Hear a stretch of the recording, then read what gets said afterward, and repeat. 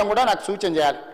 అధ్యక్ష, నేను నల్లమల్ల అడవుల నుంచి వచ్చిన అధ్యక్ష, క్రూర మృగాల మధ్యలో పెరుక్కుంటూ వచ్చిన, తొక్కుకుంటూ వచ్చిన అధ్యక్ష. ఇక్కడికి ఉత్తగా రాలే, ఇక్కడ ఉన్నోని తొక్కుతే అక్కడ వేలేని అట్లా తొక్కి ఇక్కడికి వచ్చిన అధ్యక్ష.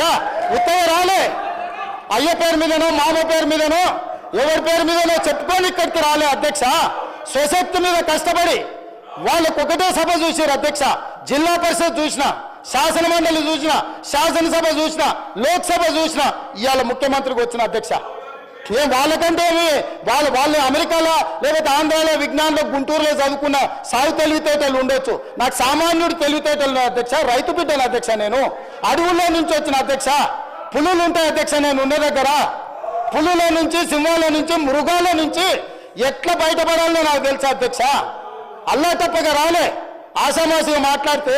ఎందుకంటే ఈ హోదా, ఈ బాధ్యత ప్రజల కోసం ఇచ్చిందని, నా వ్యక్తిగతమైన కోపతాపాలతో ఈ బాధ్యత నెరవేర్చొద్దని చాలా ఓపికగా, చాలా మర్యాదగా, గౌరవంగా ఈరోజు ఉన్నా అధ్యక్ష.